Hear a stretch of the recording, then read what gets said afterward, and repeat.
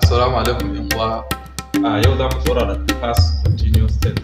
A baya mun magana akan past simple yanzu kuma mu ɗauki past continuous. Abu na farko mutum abin da ya kamata ya yi la'akari da shi in zai amfani da past continuous zai duba akwai was akwai wa. So waɗannan kalmomi guda biyu da su ake amfani. Kuma past continuous ana amfani da shi ne mafi yawanci idan kana so ka yi magana kan abubuwa guda biyu. Ɗaya wanda yake kan tafiya da wanda ya riga ya ƙare, wato a baya kenan abin da ya riga ya wuce. Amma a wucewansa ɗin ma, amma a lokacin da abin yake faruwa yana kan tafiya sai kuma wani abu ya shigo ya katse shi, wani abu kuma ya zo faruwa tsakani. To a kansu za mu yi magana.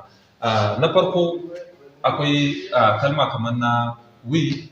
Idan ka ɗauko we, ka ɗauko you, ka ɗauko they, waɗannan guda uku ɗin idan ka ɗauko su, kalmar da za ka ɗauka ka amfani da shi shine za ka ɗauki wa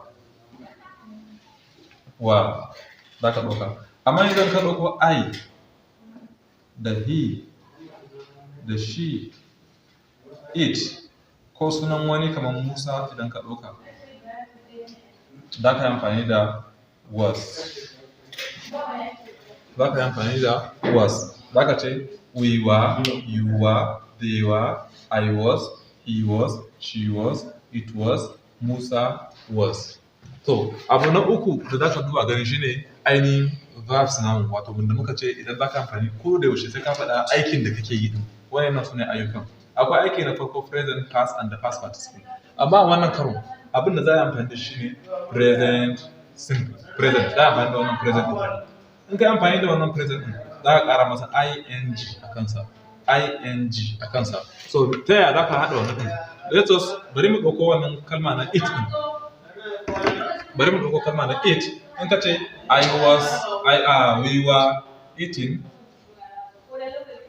we were eating food. We were eating food. Muna kan cin abinci a baya kenan. So me ya faru? Sai ka ce when. When a lokacin da Musa arrived. A lokacin da Musa ya iso, arrived. So we were eating food when Musa arrived. You were eating food when Musa arrived. They were eating food when Musa arrived. I was eating food. Za ka ɗauko eating kenan gabansa. Eating food ba wannan waɗin ya ɗaukan waɗannan ne. So I was eating food when Musa arrived. He was eating food when Musa arrived. She was eating food when Musa arrived. Musa, ko kuma ka ce Ali was eating food when Musa arrived. Saboda nan Musa ne zai zama wani abu, sai ka ce Ali was eating food when Musa arrived, a lokacin da Musa ya iso. Idan ka kira ma kuma za ka iya ɗaukan misali kalma na reading. Za ka iya cire wannan it nan. Idan ka cire wannan it ɗin, sai ka ce reading. So, we were reading when Musa arrived. Muna cin abinci a lokacin da Musa ya shigo. Ko kuma you were reading when Musa arrived. They were reading when Musa arrived. I was reading when Musa arrived. She was reading when Musa arrived. So za ka yi amfani da waɗannan gaba ɗaya. So wannan shine yadda ake amfani da wato past continuous tense. In ka duba ganin duk wanda ka ɗauko haka ce I was sleeping or we were sleeping. Muna kan bacci. I was driving. Za ka ƙara ing nan ka cire it ɗin. I was driving, or we were driving, or they were driving when someone arrived, when the car hit someone. So I was standing there when he came. I was standing there when he came. He was maybe standing. He was standing there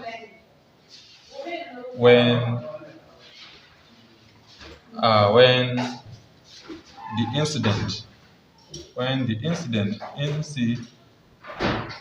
the incident happened.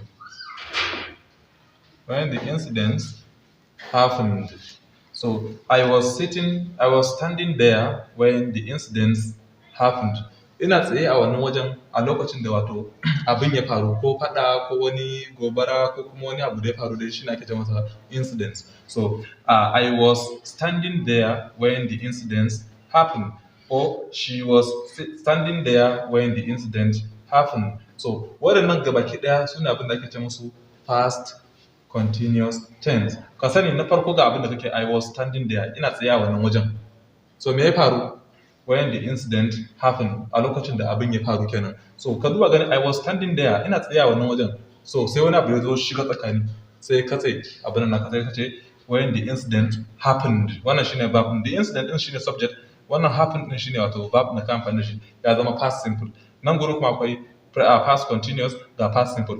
A baya mun magana kan past simple, to past simple da shi da kan amfani subject da kuma V2, verb naka na biyu. Wannan ma an ka duba V2 ne, verb naka na biyu ne, Musa arrived.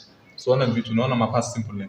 We were reading, wannan were reading is past continuous tense. So abu ne guda biyu suke haduwa. Za ka amfani da present continuous, za ka amfani da past simple, za ka amfani da past continuous a waje ɗaya. Wato ka faɗi magana guda biyu wanda suke faruwa da kai. Wato ga abu ɗaya nan yana kan tafiya, kuma ga na biyu ya zo ya katse shi. Idan ka ɗauko misali, sleeping, sleep, aka ce I was sleeping when my child woke me up. I was sleeping when my child woke me up. So ina bacci a da lokacin da yaro na zo tayar da ni. Woke shine wato tayarwa, wake shine present, woke kuma past tense. In ka zo wannan ma, I was driving when Musa phoned me.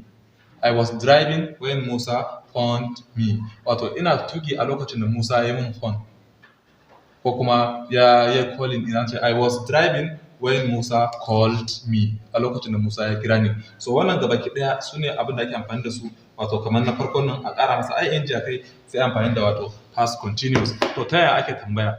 Shine magana. So in ka ga dama kamar wannan auxiliary verb, wannan the primary auxiliary, za ka ɗauko shi ka kawo shi nan. Ka ce wa we reading, za ka cire wannan ɗin kenan. Were we reading when Musa arrived? Shin muna yin karatu ne lokacin da Musa ya shigo? Were you reading when Musa arrived? Shin mu kana karatu ne lokacin da Musa ya shigo?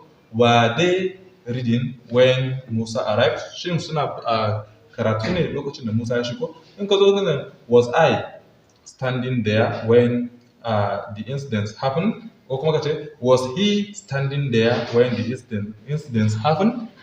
Was Musa standing there when the incident happened? So wannan shine tambayan. Idan kuma kana so ka yi saɓanin magana ne, za ka sa weren't, were not, sai ka sa not a tsakanin nan gudu, not.